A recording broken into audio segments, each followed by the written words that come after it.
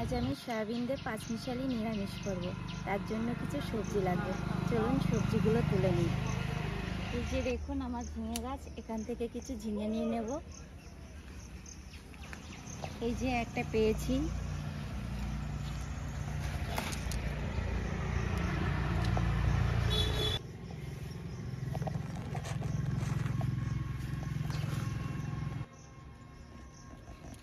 এই ঝিঙেটা নষ্ট হয়ে গেছে।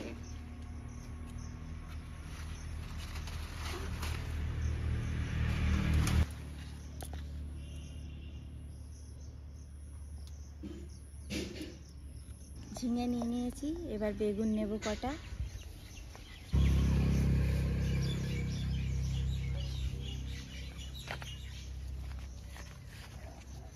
এই যে এই বেগুন গাছে একটাই বেগুন আছে, এটাই নিয়ে নেব। দেখি এই গাছে পাই নাকি।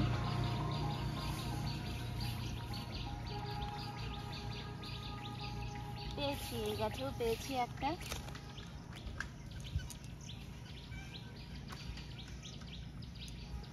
এবার চলে এসেছি কুমড়োর ডাঁটা কাটতে। কটা কুমড়োর ডাঁটা কেটে নেব।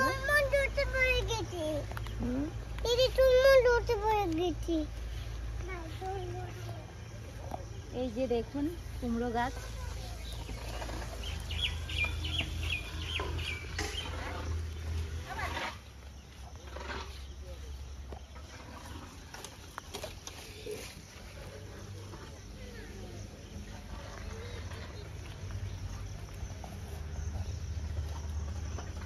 কটাই হয়ে যাবে, আর লাগবে না।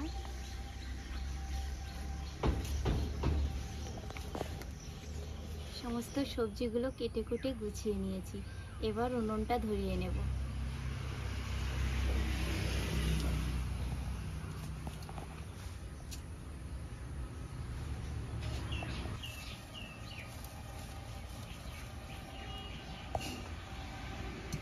সয়াবিন ভাজার জন্য কড়াইয়ে তেল দিচ্ছি।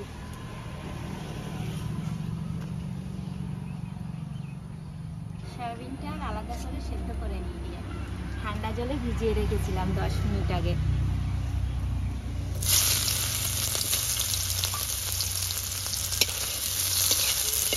একটু লবণ দিয়ে দেবো, একটু হলুদ গুঁড়ো দিয়ে দেবো।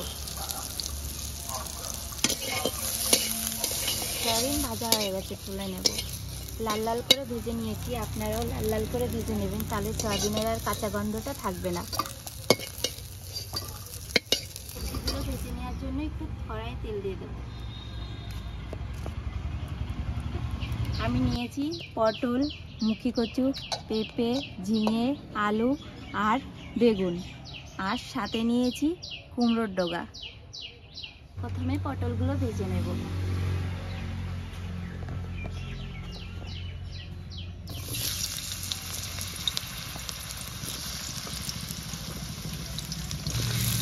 পটলের মধ্যেই সব সবজিগুলো ভেজে নেব।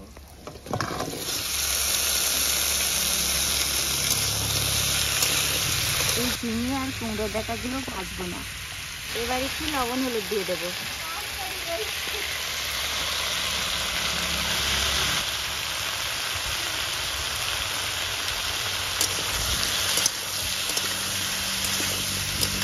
কেটে রাখা কাঁচা লঙ্কা দিয়ে দেবো।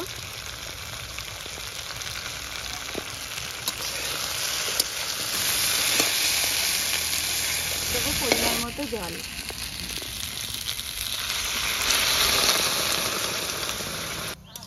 ভালো করে ফুটে গেছে, এবার লবণ হলুদ দেবো। মতো লবণ দেব, পরিমাণ মতো হলুদ গুঁড়ো দেবো।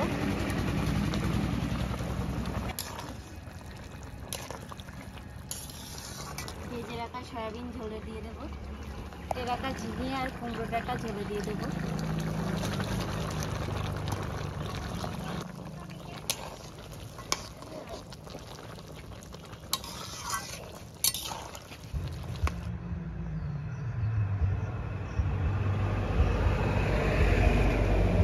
জন্য নামিয়ে নেব।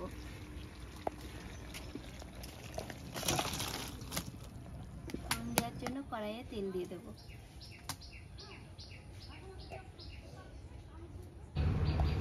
ফোড়নে দেব তেজপাতা, শুকনো লঙ্কা আর 5 ফোড়ন।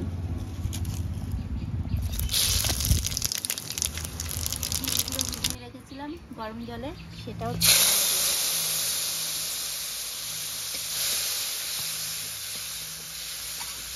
এবার নিরামিষ ফোড়ন দিয়ে দেবো।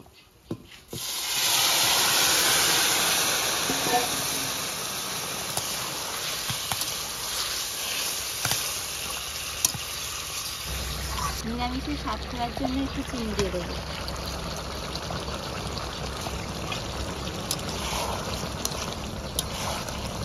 নিরামিষ হয়ে গেছে, নামিয়ে নেব।